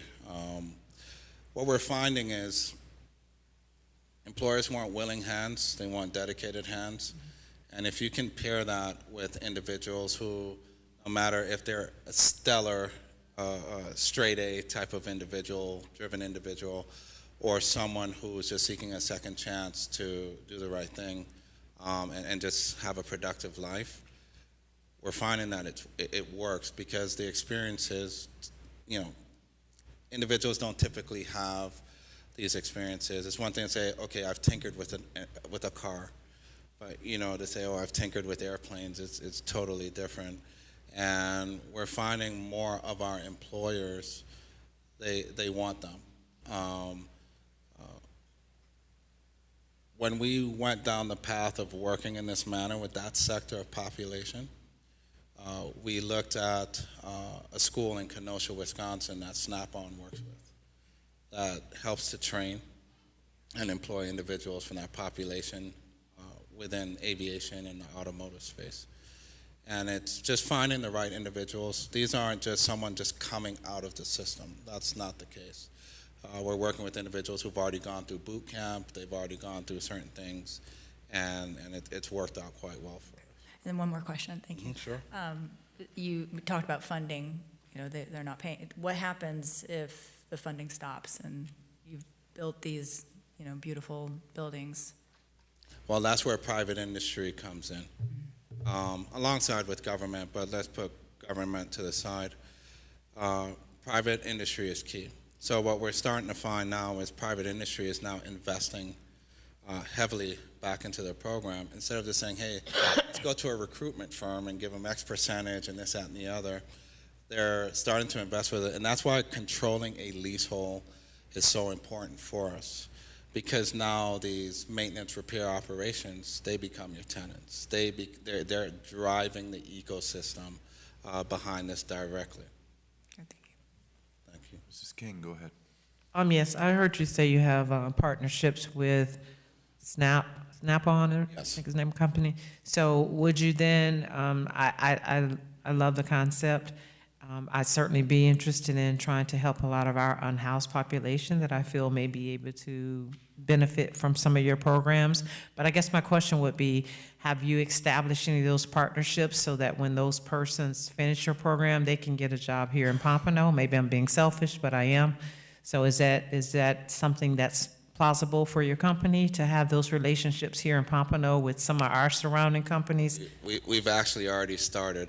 We have a company 12 minutes away from here called Thrust Tech. They've just committed and requested 5. VistaJet, you might not be as familiar with them, but I think they are one of the largest charter private companies. They need folks who could work things on the back end for them. We have, engine shops, 2 of which we spoke to up here and others. We've already started to build that network. And to be quite honest, some of it is also easy because some of the facilities that exist in Miami also exists on this side of town as well. Thank you. Mr. Hartzell, go ahead. Our east end of the runway by the fire station looks like a junkyard for old airplanes and just parked planes or whatever. Is that, you anticipate any of that happening where you guys are, or you don't participate in, you know? No, the equipment these young people or adults need to work on has to be modern day equipment. So I can't take a landing gear from 30, 40 years ago to train someone for, to take advantage of a job or a career opportunity. That type of setup, I honestly would love to host you all at our facility at Opelika, so you see we don't need to utilize old airplanes. It has to be modern day, cutting edge parts, because that's the advantage, right? That's what the employers want. Right now we have our landing gear partner, LGT. They're getting ready to donate a 737 landing gear system for us that we can train on. So those are the types of things that we need that makes it worthwhile for the employers. Old derelict airplanes, that's just not something, Yes, Mr. Fisher, go ahead. I guess my main question is, are you looking to move operations to Pompano and still have the Opelika facility, or you could keep both or move it all to Pompano? Yes, we're looking to expand what we're doing. So Opelika is going to continue to grow. The north end of the county, very underserved. The north end of this area, insofar as it's very underserved. So I truly meant what I said, that it's a very similar DNA to Opelika. But we're looking to expand. But the difference here is the ability to build an ecosystem within a set amount of acreage with partners and so forth. That's what makes this special and unique. Yes, Mr. Talent. Thank you. Compliments to the business. It's phenomenal. I appreciate everything that you're doing. You mentioned several times subleasing, and I want to piggyback off Ms. Worley. So in companies that you're going to sublease to, will they create any air traffic, or are your thoughts behind that in any capacity? No. These are companies where, in the aviation industry, we have a lot of mandatory inspections on airplanes, right? So I know you might envision an airplane coming in and let's work down. In the space of the employers of who we work with, that's not what we deal with. What happens is these parts are taking off from somewhere else, wherever that aircraft is based, and shipped and hauled in to be serviced and to be worked on. So that's what it would look like, where these parts are coming in into these hangars, into these facilities to be worked on in that way. Oh, sorry. I do think it is important to note that, it is an airport, but it's not a traffic generating approach, right? It's not flight schools, it's not charter operations, it's not fixed base FBOs, things that have constant trips. But there could be a plane that needs a hangar to fly in to get avionics worked on, a company that works on avionics. But those are, maybe once a day, maybe once a week. Maybe it's not this constant kind of passenger approach where people are flying in and out. But because it is at an airport, because it's an aviation-based industry, there is a potential. I just want to make sure you Yeah, no, perfectly understandable. I just wanted to make sure it wasn't something like an additional flight school being added into the campus grounds or something like that. Yeah, no additional flight school for sure. Thank you. The flight school business it's of course a respectable business. There are tons of flight programs. Airlines are now starting to get into that space with their own flight programs. But no one, when you're talking about these maintenance repair facilities, they don't have an advocate in that level of facet, and that's where we saw an opportunity to really focus and grow what we're doing and employ people at the end of it. Yes, Mr. Fisher, go ahead. Also sounds like you're training these individuals on aircrafts that are not even able to even land in our airport. That is correct. I mean, that's not even a possibility. That is correct. Right. So That's That also prevents the air traffic as well. Two-thirds of our employers have to do more so within the commercial airline space, and about a third, maybe a little bit more than a third, closer to 40%, is in the private jet sector, business aviation sector, yes. Anybody? Okay. I have two things. One is I know that you've made the rounds already to the folks that sit here on Tuesday nights. And has there been, and obviously they're going to have their own comments because this stuff goes up the hill to them anyway, but have you had any, I'm not saying positive feedback, but is there anything specific that came out of those meetings that you that it might have given you another idea, because you seem to be quite an idea guy. So when people tell you something, I think it hits your head, and then you bounce off something else and go, geez, we could do this. But so I'm just curious how those, and I'm not asking you to say, hey, it went great and whatever. I'm asking you, did anything specific come out of that you think might be something you could go with? Yes, let me start from the community aspect of it. Okay. With those meetings. Several individuals mentioned there are different groups that they know they can source from, or people from the community they can pull from, or even to say, hey, we can connect you with the police department in this region, so you can connect with folks as well. There were suggestions from that aspect.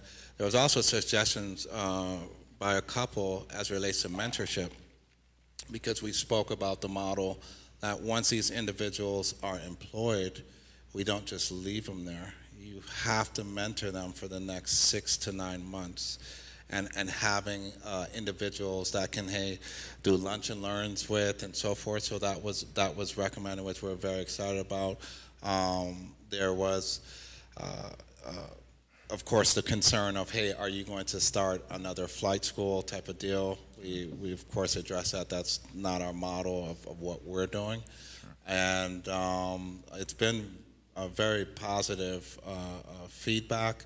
In addition to that, of course, being respectable neighbors and doing this in a manner where there is landscaping, there is the appropriate landscaping, and you're not infringing too closely upon your neighbors and that type of deal. Okay, great. When you all had the other presentation before, I had a chance to talk with Mr. James Rufus, and it seems like that they have come to a point at FXE that he had kind of indicated that he is just about maxed out, and he's holding. And it's an incredible economic model that he was able to perform there.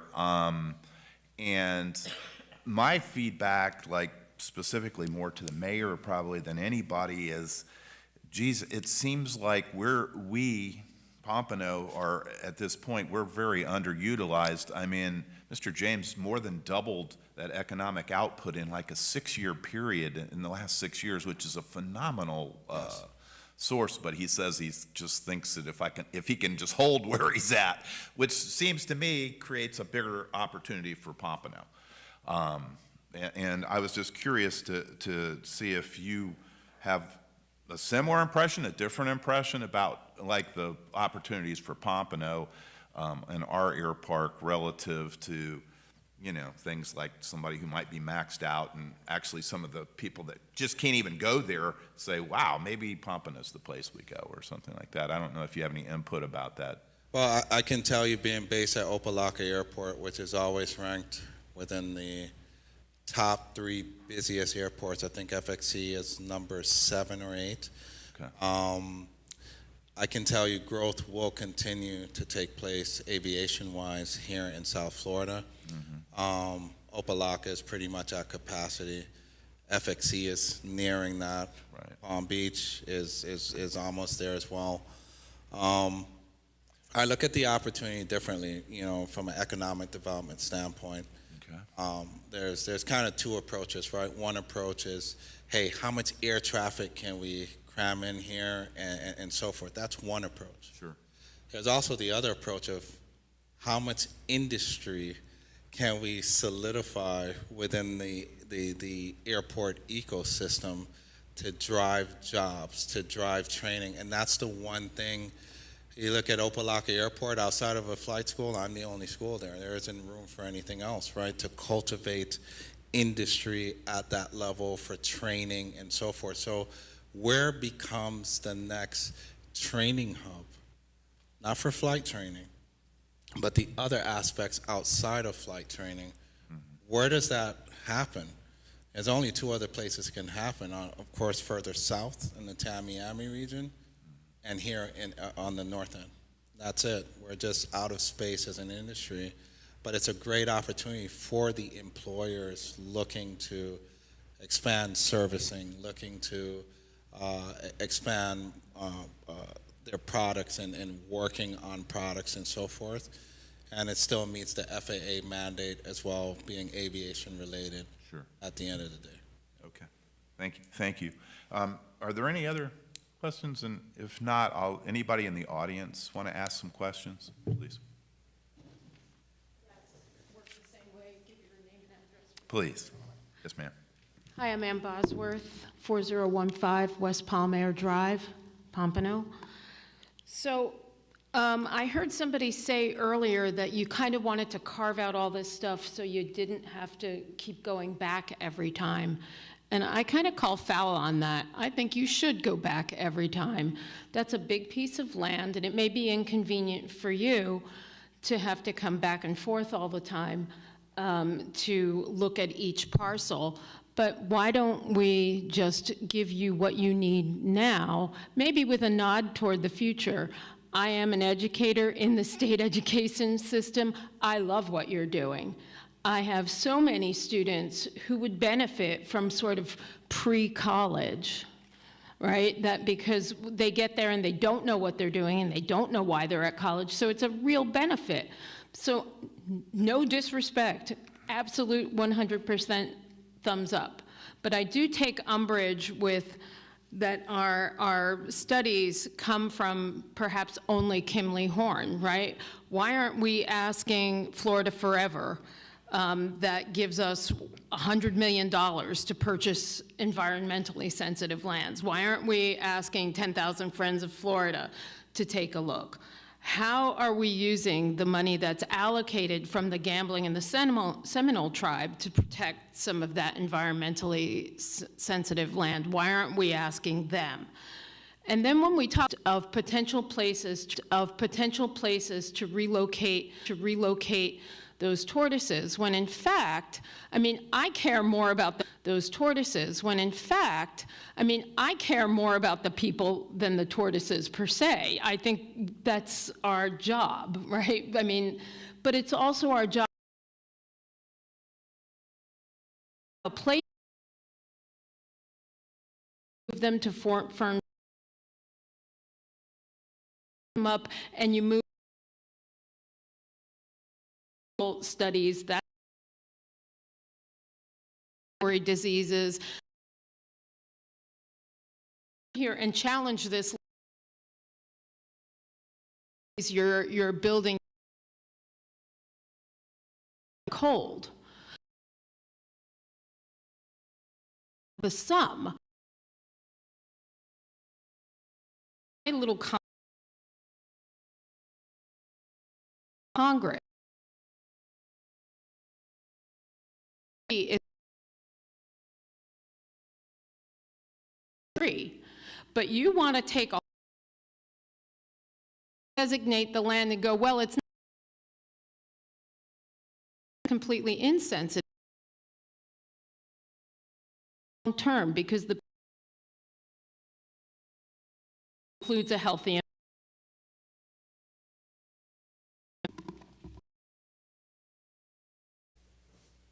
Anybody else?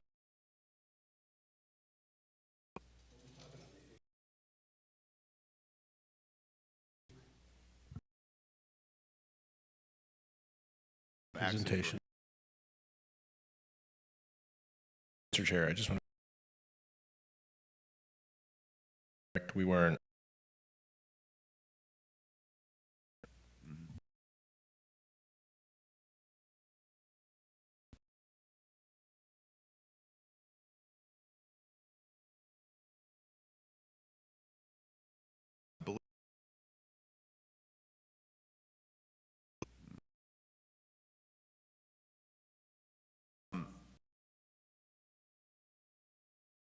Now we need to come.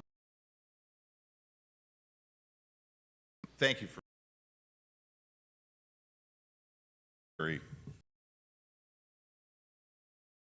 Now we probably 3, right? Anything you?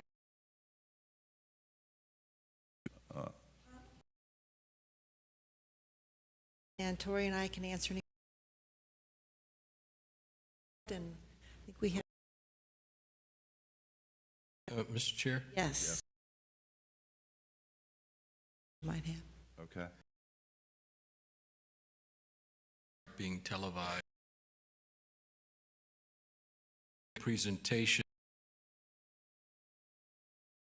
relate to a question and the question. 2 items where of Podaman recommended adaptation. The discussion decision related. Now you are about to more that Ms. Dolan's.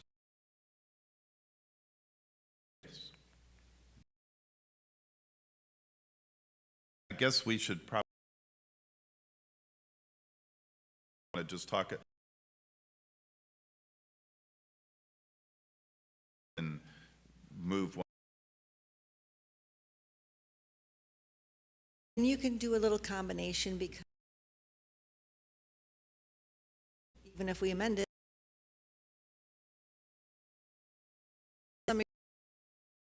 Question.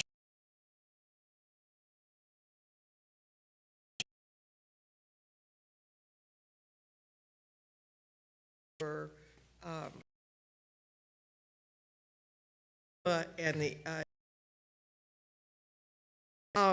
I've got on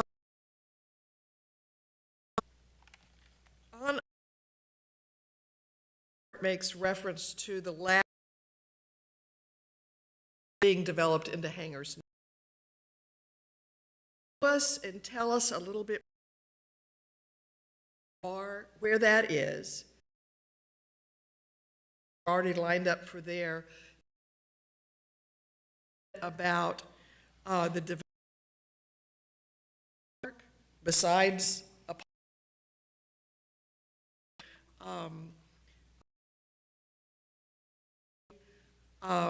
and business plan targeting and businesses serve. Those are the kind of ideas about how the airport pressure. Sure. So the last remaining, there's 2 remaining parcels. Parcel I is a runways. There's a lot of water line running through the be developed, but it's dollars just to move that. There's a lot of challenges. Potential. It's more of a various height restrictions on. The reason we're doing this is to take the is the last platted part land use designation, and it's We actually tried to get the a letter, and we laid more land for development transfers, and instantly. And it is the plan for their part businesses will just put these who comes in based on the deed restrictions. Side suggest that maybe the former as opposed to the latter.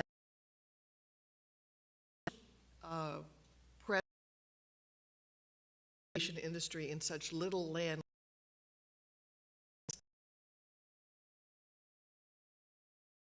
have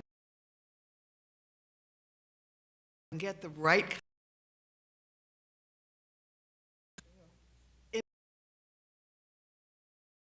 associated jobs in. We may have applications community really wants to. Size is the economic of our plan that we need. We're asking for land use to meet those economic development plans of sensitive to, and have been my own reading in the last couple of weeks.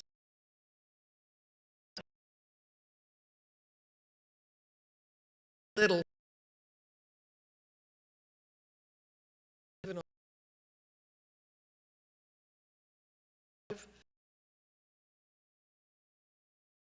I may get the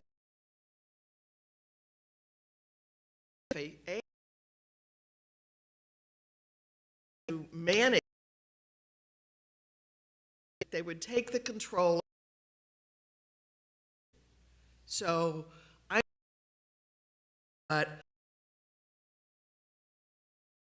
Jim business plan to make sure businesses that we want. Question. Ms. Coleman, the best person to ask this to about the. Well, it can certainly. Right, but this to kind of strengthen our. The other. So there is. The other point I really. Can you tell us a little?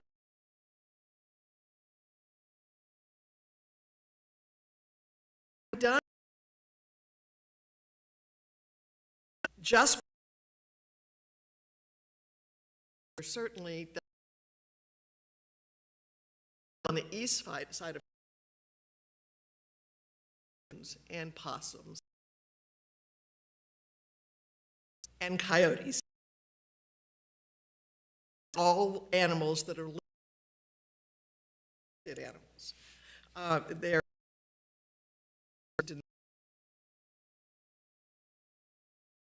your protected species. And I just wanted to think that needle here in record on we have control.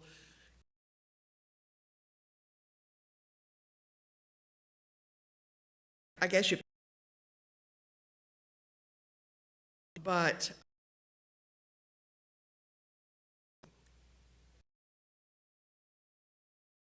Business plan or have a business? Okay. Then Mr. You having a dinner?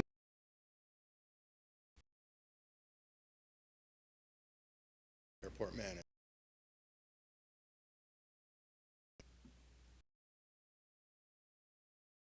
at least manages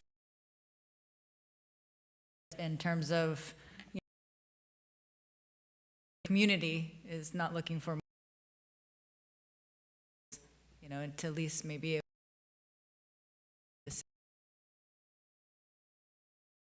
be looking at. I know.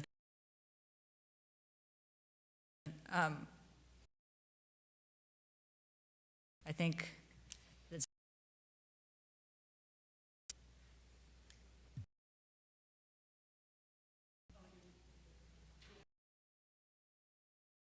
earlier that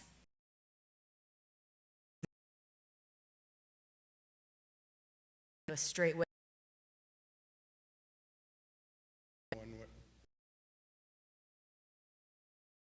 End of the other runway.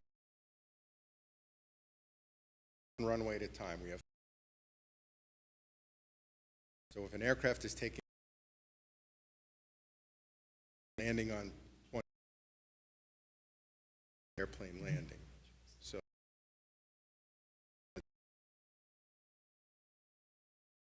before they sit.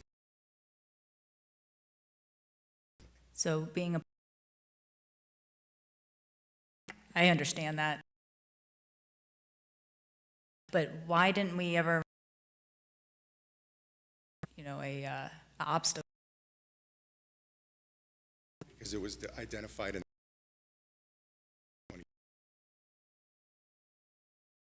needed to be.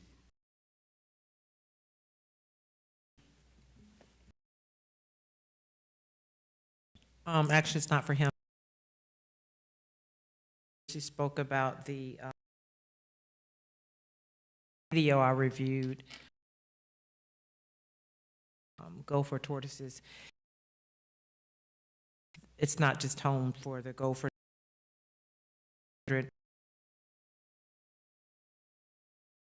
I know many other animals harmed, or so I think that's something we.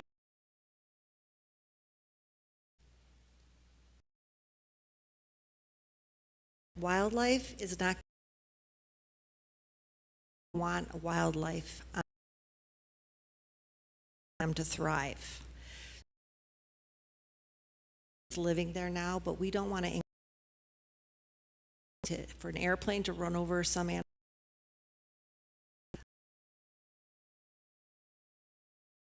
With aviation.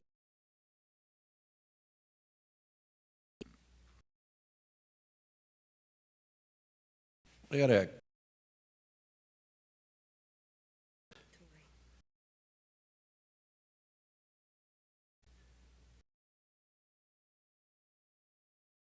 you start to, it has a low environmental in the woods that are out with the and allowing, if you start fragmenting, degrade the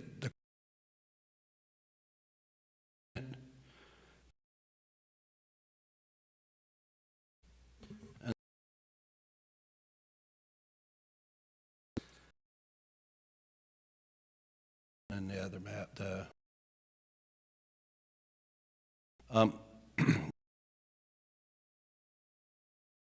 does that development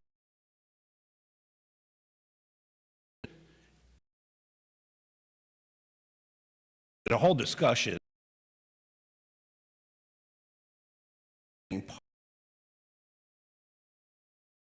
being done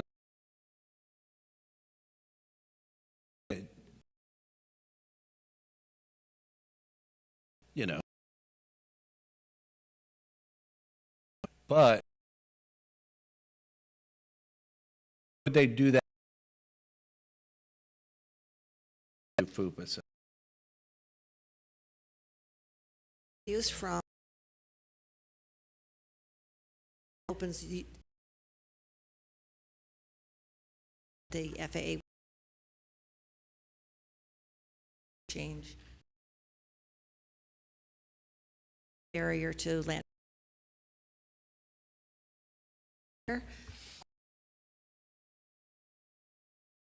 To those.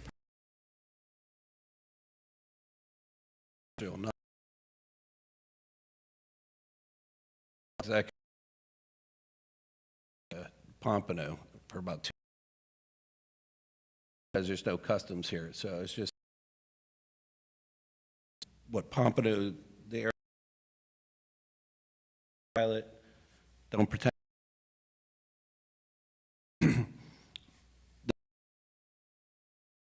Efficient air part, not just a. So, you know, I considered and then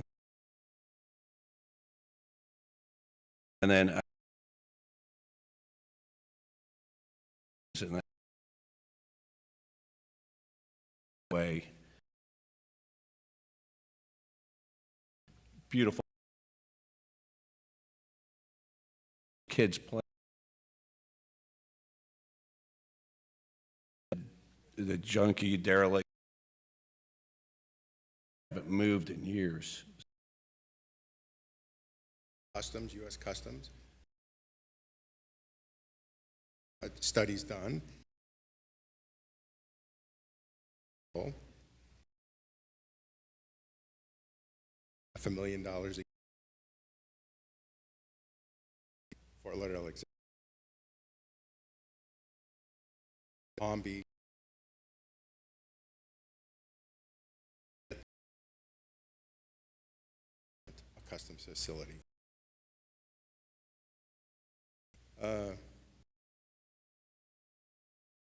That we're a general Pompano are weight restricted. Yeah, G5s and that need customs. FLL.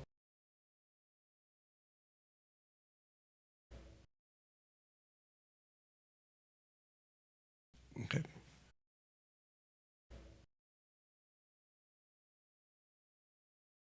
Okay. I have one more comment and then Go ahead. I'll leave it alone. I have one more comment and then Go ahead. I'll leave it alone.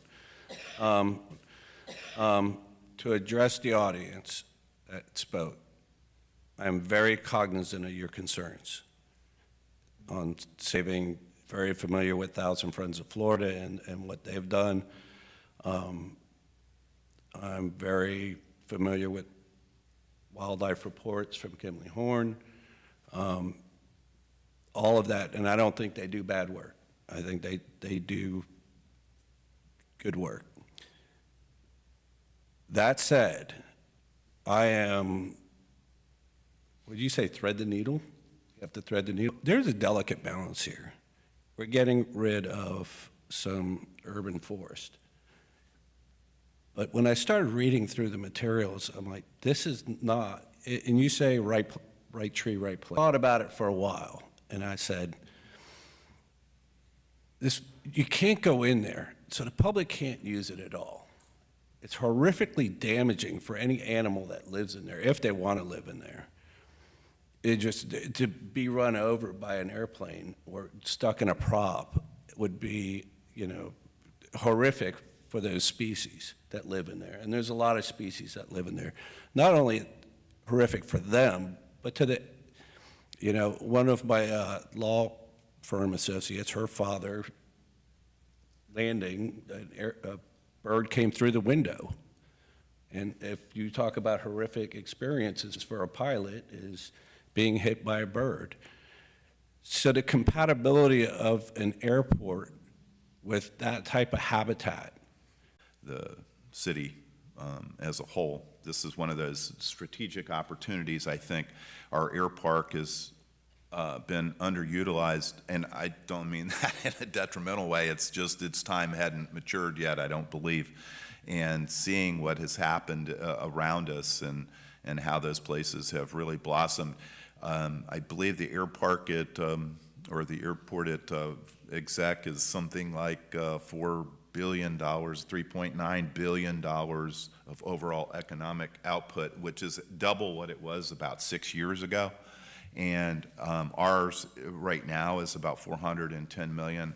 But I could see the opportunities if managed those situations properly, which I'm sure Mr. Rocco will, but and us as, you know, the overall agency to watch these things. But I could see this being $1 billion long-term economic output and could have a tremendous effect on area and the city as a whole. So I think this is one of those real important items that we look at and whatever. So occasionally I say something that actually becomes prescient. And it's pretty amazing when it happens because it doesn't happen often. So anyway, okay, that's all I had. And with that, wait a minute, Max. I already asked. Okay, I did find just something kidding. to report. Okay. I just want to bring to the board's attention and to anybody listening in the audience or at home, next Wednesday at 2 p.m., the commission has requested a workshop on the overlay district, specifically focused on the bonuses or incentives of the AOD, the DPOD, or the East Overlay District. So we've prepared a presentation for them, which I'm sure will lead into a discussion on the topic. So that will be at 2 next p.m. week? Yep, 2 p.m. on Wednesday, the 29th, here in the chambers. Okay. Okay, I'll get that. All right. Gee, there seemed like there was something else I was gonna, that brought to mind something else, but Wednesday, am I wrong? the 29th. Wednesday, the 29th at 2 p.m. Oh, I know what I was gonna say. That reminded me, tomorrow night is the McNabb House thing at Emmylou Olson for anybody who would like to see Mr. Fisher as the first, is his first command as the new chairman of the ECRA. He's going to be one of our, that'll teach him not to show up at a meeting. We made him the chairman. That's pretty cool, huh? That meeting is 6 p.m. at Emmylou Olson. It's at Emmylou Olson, and that's about the new McNabb Park issue. So anyway, with that, unless there's anything else, nothing else? I move we adjourn. Okay, there we go.